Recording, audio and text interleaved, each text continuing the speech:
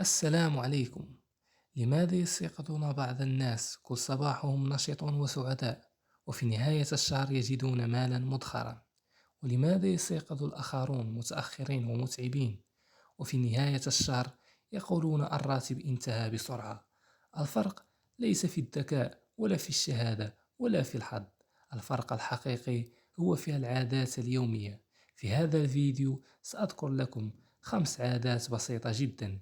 هذه العادات يفعلها الأغنياء والناجحون كل صباح، ولو طبقتها أنت لمدة 30 يوما فقط ستتغير حياتك بإذن الله. العادة الأولى: الاستيقاظ قبل الساعة 6 صباحا. قال النبي محمد صلى الله عليه وسلم: اللهم بارك لأمتي في بكورها. والبكور هو وقت الصباح الباكر. لماذا الصباح الباكر مهم؟ لأن العقل في هذا الوقت يكون صافيا، لا توجد رسالة ولا مكالمة ولا إزعاج. ساعتين من التركيز في الصباح تعادل 8 ساعات عمل في باقي اليوم. الشخص الغني يستغل هذه الساعتين للتخطيط والقراءة والعمل على مشاريعه.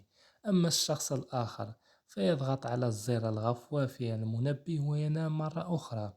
تحدي بسيط لك: نم مبكرا واستيقظ على الساعة 5:30 صباحا لمدة 30 يوما، وسترى الفرق الكبير في إنتاجك وفي رزقك. العادة الثانية: قبل أن تمسك هاتفك اكتب 3 أهداف فقط لهذا اليوم. احضر ورقة وقلم واكتب: اليوم سأنجز المهام الأولى والثانية والثالثة. لا تكتب 10 أهداف، 3 أهداف فقط، واضحة وبسيطة. ما السبب؟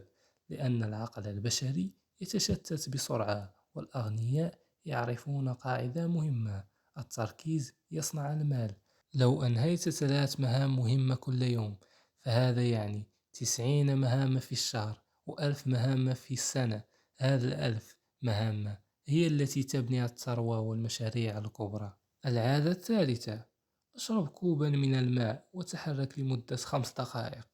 أول شيء يدخل جسم الشخص الناجح بعد الاستيقاظ هو الماء وليس القهوة. جسمك يكون جافا بعد النوم ال8 ساعات، والمخ يحتاج إلى الماء لكي يفكر بشكل جيد. ثم تحرك جسمك 5 دقائق فقط. أمشي في غرفتك أو قم بتمارين رياضية بسيطة. لماذا؟ لأن المال يحتاج إلى الصحة والطاقة. لا يمكن أن تبني ثروة وأنت متعب أو مريض. تذكير هذا المعادلة: الصحة تعطيك الطاقة، والطاقة تعطيك القدرة على العمل، والعمل يجلب المال. العادة الرابعة: خصص 15 دقائق كل صباح للتعلم. الشخص الغني لا يقول أنا أعرف كل شيء، بل يقول دائما: ماذا يمكنني أن أتعلم اليوم؟ 15 دقائق فقط. اقرأ صفحة من كتاب، شاهد فيديو تعليميا قصيرا، تعلم مهارة جديدة في مجالك. احسب معي: 15 دقيقة كل يوم مضروبة في 365 يوم تساوي 90 ساعة تعليم في السنة. هذه ال90 ساعة ستجعلك أفضل من 80% من الناس في مجالك. وتذكر دائما: دخلك يساوي قيمتك. ما تعرف كلمة زادت معرفتك زاد دخلك. العادة الخامسة والأخيرة: قبل أن تبدأ يومك احمد الله على النعمة الواحدة. لا تبدأ يومك بالشكوى. لا تقل الجو حار أو الطريق مزدحم أو ليس عندي مال.